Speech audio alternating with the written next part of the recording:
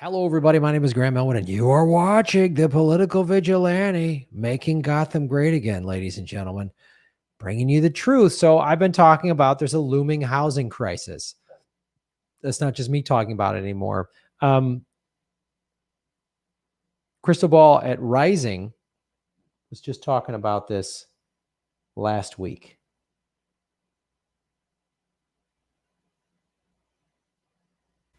What's on your radar?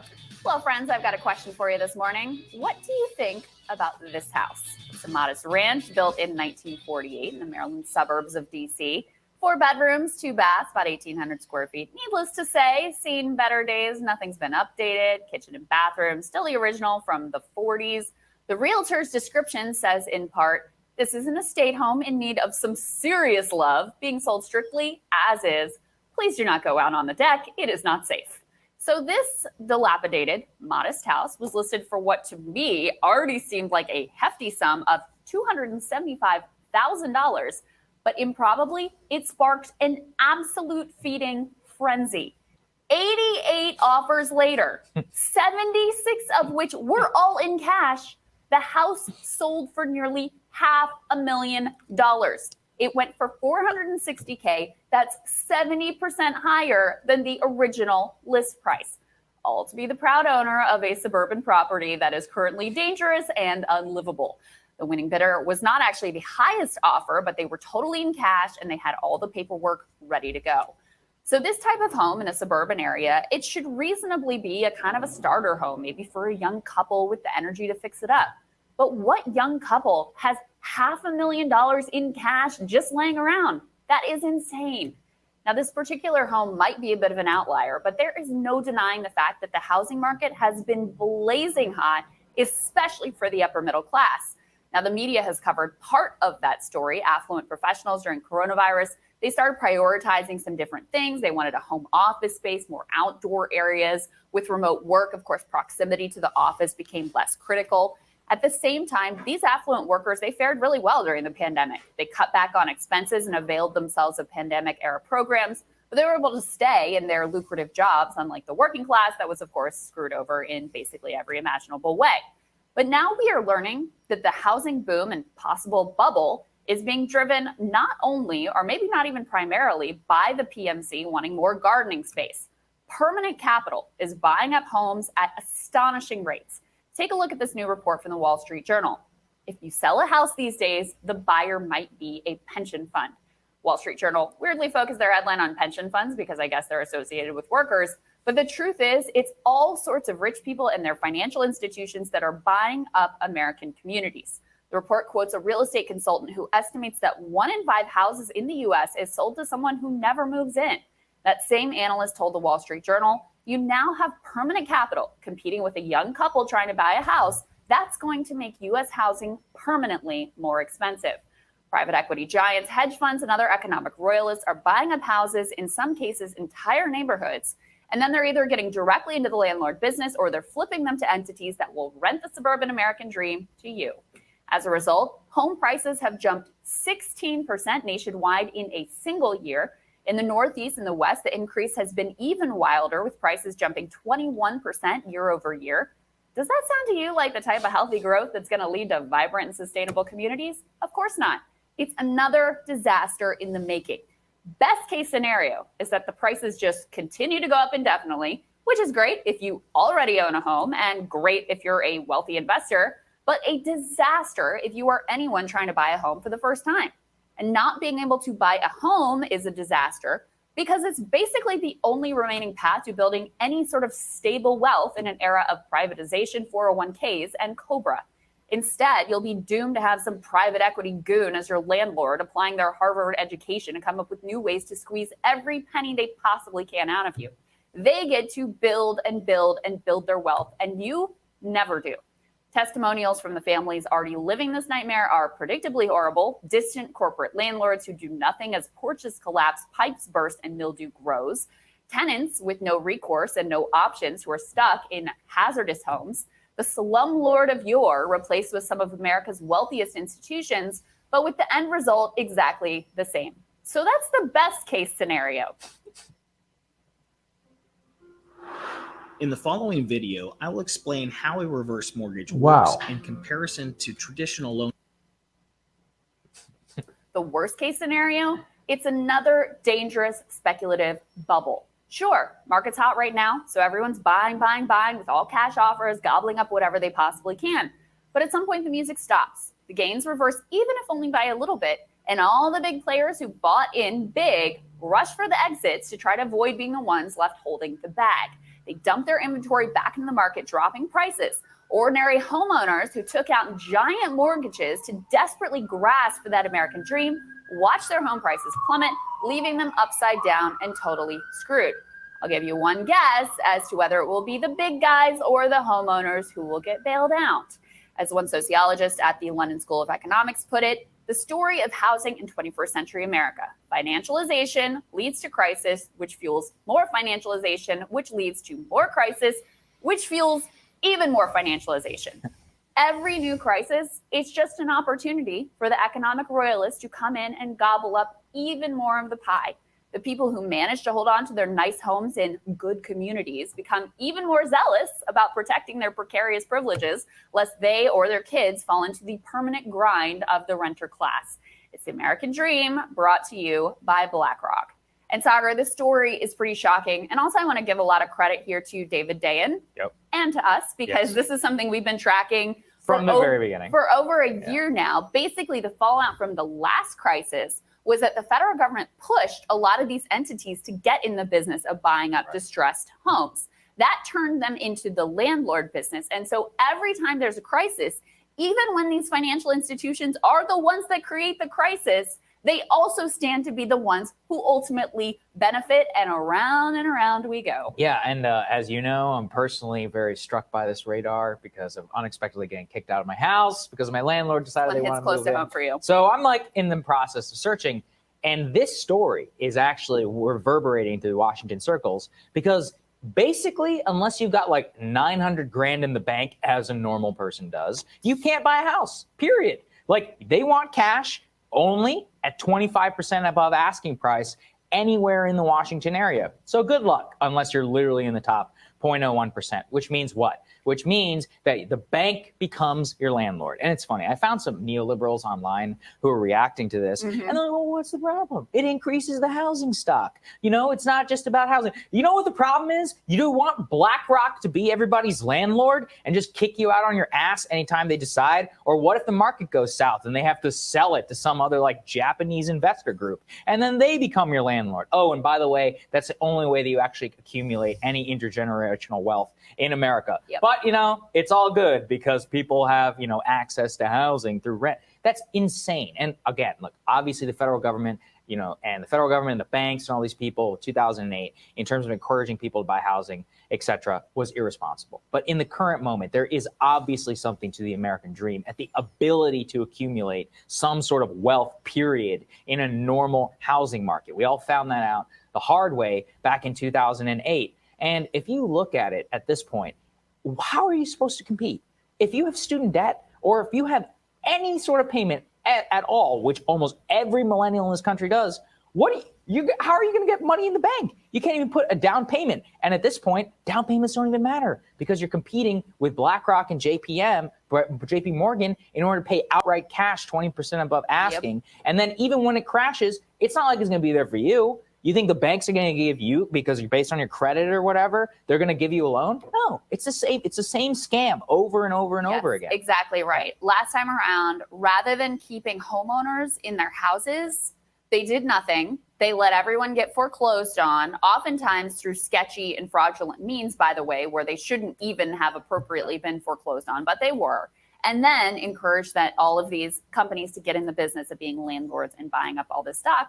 And you can just see it building again. Look, some of this is organic. Some of, you know, there's a class of people who did really well during the pandemic. There's a class of people who are looking for, you know, to move around, to get more space, move further out into the suburbs or the exurbs because they don't have to get into the office every week. Some of it is organic, but there is certainly a portion of it that is just completely speculative. I mean, it's just completely gambling. Market's hot. Let's get in. Let's buy up. I kept thinking about, too, we covered here this, I don't know if this interview posted yet, the Bill Hwang thing. Is that posting on Friday? Oh, it's on Friday. Yesterday? Anyway, we talked about this. It's going to post on Friday. This company that, because they'd gotten so over leveraged into Viacom CBS, right? Gone. The minute that the stock price went down even a little bit, they were hosed. And so even if the housing market, if you are exposed in a massive way in the housing market, and sometimes it's hard to tell on a balance sheet because this all gets financialized and very esoteric, very opaque, then when it starts to drop even a little bit, there's a panic. You got to sell, you got to be able to cover. And that can have ripple effects throughout the economy. And that's part of what we've seen over and over and over again, is when these big players get involved in a big way, it creates a house of cards kind of a dynamic. So that's a real risk here. And you just know, however this ends up, ordinary people are going to get screwed. Whether the prices keep going up indefinitely or whether you have a bubble that bursts and there's a crash, it's going to be bad for ordinary people. And I think you're right to point to as well, there's a generational dynamic here as too. Because if you were a boomer or potentially Gen X, you were able to get into the housing market. They got it in the 90s. They're all good. They're selling at 40, 50%. They're in great shape. Sell the home, maybe downsize, move somewhere for retirement. Great shape. Meanwhile, especially younger millennials, and forget about it, Gen Z, how are they ever going to be able to touch a home? And again, our society could be structured in a way where wealth building was not so tied to your house. But that is the society we have right now. Yeah, it's just a tragedy. All right, Sagar, looking forward to your radar. That's next. So this is now that obviously means a lot to me because they talk about how I lost my home 10 years ago.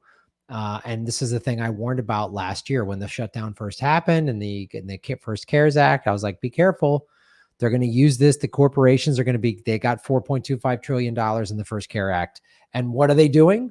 They're buying up houses. And yeah, Krystal's absolutely correct. Some of this is organic. Less people are selling homes because they're worried about, initially this past year, they're worried about, should we move? We don't know if our job's going to be there. So I don't know. And there could be this glut on the market, which will also drive the prices down. And as they said, these big companies like BlackRock and these hedge funds or whatever, JP Morgan, that are just buying up homes. So your bank is going to be your landlord. And they're squeezing out. There's no first. It's so hard to be a first-time homeowner. Again, I have friends of mine who bought homes in the 90s and the early 2000s, and they're probably doing great. I mean, like if I still own my home and they were giving me 30% over my, the asking price, I'd sell it, cash out and buy Bitcoin. But this is all manipulated. And it's the thing I saw Max Kaiser talk about. So when we talk about the corporate media, I want to make it clear. It's not just CBS and NBC. It's also the financial media. This was in Forbes, April 16th, a couple of days ago. No, we are not in another housing bubble. Why would Forbes do that? Why wouldn't Forbes tell us everything that Krystal and Sagar just said? Because Forbes is an arm of Wall Street. And Forbes is even just contradicting its own headlines from February 9th. The U.S. housing crisis could be looming on the horizon. This is from Forbes in February. This is Forbes a week, like 3 days ago. Oh, there's no housing crisis. Really? There's no bubble? But in February, Forbes said, yeah, there is. Forbes said this. As of mid-January, over 2.7 million U.S. homeowners are still taking part in forbearance plans, according to mortgage data company Black Knight. Most of these plans have a 12-month cap required by the CARES Act, and at the end of March, more than 600,000 of those people will once again be on the hook to make monthly payments. Now, this was before the new stimulus. The new stimulus that passed a couple weeks ago just kicked this can down the road to September. And again, I did a video on this. This is submitted from Lauren D'Alessandro. FHA mortgage delinquencies hit 17.5%. in 30 metropolitan areas, over 20% on the other side of a red hot housing market. This is from a couple weeks ago. Everything is on ice, but when forbearance ends, forced sellers or lenders will put millions of these homes on the market. On top of this, this is just FHA mortgages. That's then these, the 2.7 million homeowners. This is all the other, because FHA is usually for a lot of people, and FHA sometimes might have higher rates of delinquencies traditionally, just because FHA does a lot of first-time buyers, people who don't have great credit. You know, they're trying to get into the housing market because that's the American dream, as they said. But why this is significant, it'll put forced sellers or lenders will put millions of these homes on the market. It's what they just said on Rising, which is these big companies that are buying up all these houses. If the market starts dropping, they're going to dump them on the street, which is going to keep driving the market down. Because part of what's happening, right? One of the reasons that is driving the housing market up, as Krystal said, is it is kind of organic. There just isn't as much inventory nationwide. Every local market is different, but by and large, there isn't as many homes available on the market. People just haven't been selling their homes. So if some people go, well, God, we can get 30% over. I had a friend of mine in Texas who was like, man, somebody offered me $100,000 over the value of this home. I was like, man, if it was me, I'd take it and buy Bitcoin. But there is a bubble, even though Forbes recently is saying there isn't a bubble. February, they said there was. But let's look at these numbers. Percentage of FHA mortgages 30 days or more delinquent. So this is last year, right? Now this is right when the pandemic hit, March of 2020. So there was about between 10 and 11%. Okay, December it went up. Boom, the pandemic hits, and it's been consistently between 17 and 18% going into February. And in certain metropolitan areas, it's over 20%. These are the 10 most threatened by FHA delinquency. Again, this is just the FHA loans. This isn't bringing in all the other loans, all the people, all the other lenders. So these numbers are just like the tip of the iceberg. And again, when the housing crisis, when this bubble does burst, companies like BlackRock and these banks that have been buying up these homes and making it impossible for first-time buyers to get into the market, they're going to get bailed out. But if you lost your home, you won't get bailed out. I've told this story before, and I'll tell it again real quickly. I owned a home. I bought a home in 2000. In 2003, by 2003, it almost doubled in value. So I sold it. It was in the San Fernando Valley, and I sold it and bought this condo 4 blocks from the beach in Santa Monica. It was my dream home. It was awesome. 3-bedroom, 2.5 bath, patio, 4 blocks from the beach, 1,500 square feet. It was fantastic. And the economy crashed. I lost a bunch of work. Money was getting tight. I was falling behind. I always had a good credit score, like an over 700 credit score. And they told me, because Bush had just passed a stimulus plan in the fall of 2008, because it happened in September of 2008, 2 months before the presidential election. And the person on the phone, my bank was with IndyMac, and they said, if you fall more than 30 days behind, that's when we have all the stimulus money, these programs to help you. So I was like, God, I don't want to be more than 30 days late. That's going to be a ding on my report. But all right, I'll do what you're telling me, person on the phone. I'm not mad at the person on the phone. They were just told to say this was the scam. So I call back after I'm some 30 some days out being late, and they said, we're going to put you on a forbearance. Which the forbearance they offered me was, we're going to cut your mortgage in half. The forbearances now, most of them are like, you don't even have to pay because of COVID. You don't have to pay. So you haven't had to make a mortgage payment in a year, which is great, but you haven't paid down the principal. You haven't been paying interest or escrow, or in some cases, property taxes. So while they legally can't come back and go, oh, you owe us 30 grand or whatever, they're going to say, all right, well, your old mortgage payment was, let's say, I'm just going to pick a round number, was $1,500. Oh, now it's $2,500. And you haven't touched the principal. a lot of people are going to go, well, we got to sell the house now, which is going to bring the market down. Not to mention all these people who are just behind and are facing foreclosure. So again, here's what happened to me. They offered me a 3 months forbearance where they cut my mortgage payment in half. And I was like, I can manage. I just started renting my place out. And they said, at the end of the 3 months, we're going to restructure your loan, use all this stimulus money that's out there. Bush put about $700 billion out there. Obama put almost $900 billion out there. So well over, you're talking about 1.5, $1.6 trillion was out there. At the end of the 3 months, they said, oh, you don't qualify. And now you're 3 months behind. Wait, what? They told me to make half payments. And then at the end of the 3 months said, no, you don't qualify. So you've only been making half payments. So now you're 3 months behind. I was like, what? Obama gets sworn into office. I'm like, oh, he's going to save the day. He's better than those evil Republicans. He'll help me out. He passes his stimulus bill. They call it same thing. I call him up. You're on another forbearance. They cut my mortgage payment in almost half this time, about 45% the second time.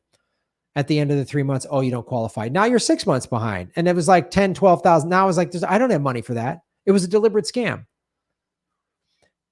And OneWest Bank, which was then headed by Steve Mnuchin, bought my mortgage for about 30 cents on the dollar.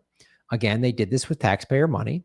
And they they bought my mortgage for 30% of its value and went, oh, if we kick this guy out and we sell his home because he's in a nice neighborhood by the beach, we'll make money and we'll do it with taxpayer money. So that's what they did. And they did that to me and millions of other people. There was evidence to prosecute Steve Mnuchin. Kamala Harris, then Attorney General of the state of California, had evidence to prosecute Steve Mnuchin and didn't. Another reason I will never vote for the Democratic Party, and I don't like her. I don't like Joe Biden. They can go fuck themselves. So that's how they stole that. And 6 million foreclosures happened that way. So this is going to happen again. If you go through foreclosure, the banks aren't going to help you out. The federal government will help out Wall Street. They'll help out the banks, but they won't help out you. So get ready. 50,000 delinquent loans in the Atlanta area. 20% of that's a 20% rate of total loans. 14% are seriously delinquent, right? Houston area, 22.5%. Chicago, Naperville, Evanston, my hometown, 21.8%. Dallas, 19%. Washington, Arlington, 21%. Where they were just talking, they live in the DC area rising, right? Sager, and they're talking about they can't get a home. He got kicked out of his home, it sounds like. Riverside, San Bernardino, 17%. Baltimore, 19%.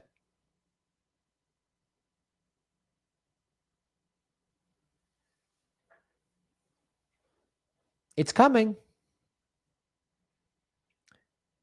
Everyone's got their own, do your own research and figure stuff out. But if you're just like, Graham, I don't care. I'm going to stay in my home for 20 years or whatever. That's cool. I get it. We're going to give it to your home or whatever, but give it to your family, inheritance. But I'm just saying, if I own property right now, I would sell it and I would buy Bitcoin. That's just me.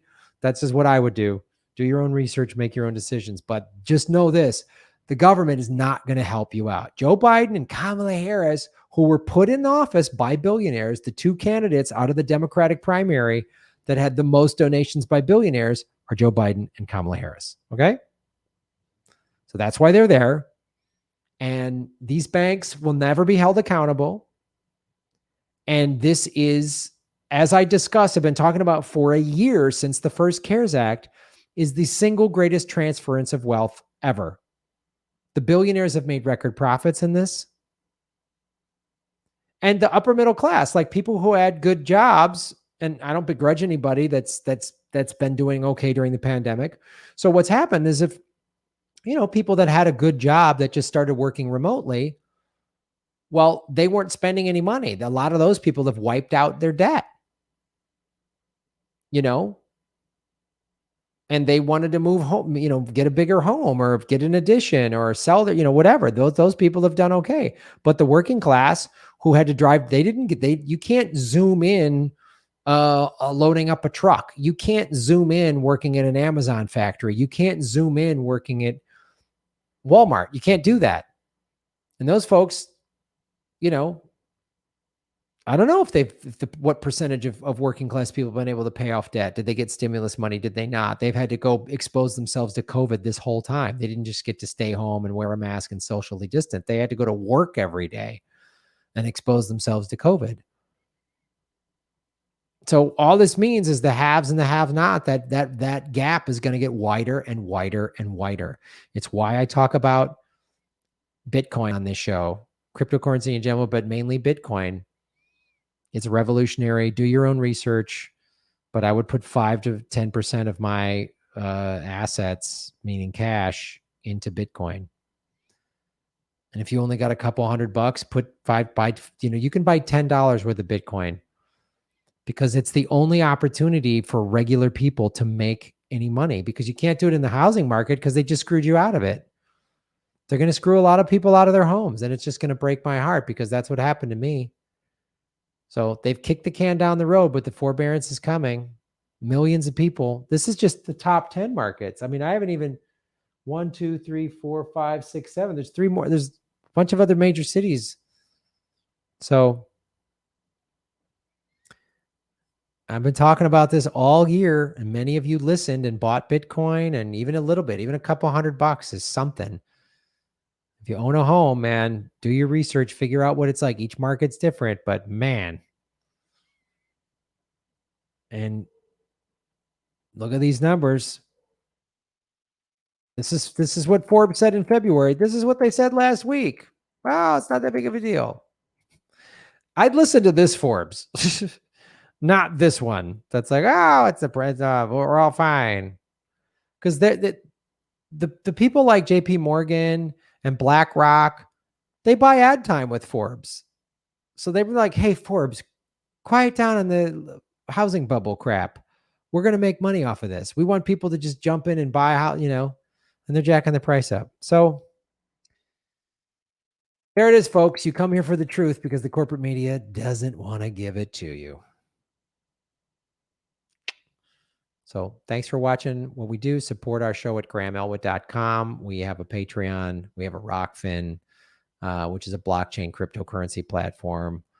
I have a whole cryptocurrency playlist on YouTube. Get knowledgeable. And we have a PayPal. We have a Venmo, because we don't get any sponsored money. I'm funded by all of you. So thank you so much for watching the show. Shave your knuckles for justice. Boom. Thanks for watching, everybody. Please hit the like button, the subscribe button. Go to patreon.com/GrahamElwood and rockfin.com/GrahamElwood, where you can support the show. Also, I have a Bitcoin wallet, a Bitcoin Cash wallet, and an Ethereum wallet in the show notes. We're taking cryptocurrency. I have a Coinbase affiliation link. We're going to be getting on some other exchanges. So that's how you support the show. Make sure you hit the subscribe button. YouTube is unsubscribing us at an alarming rate.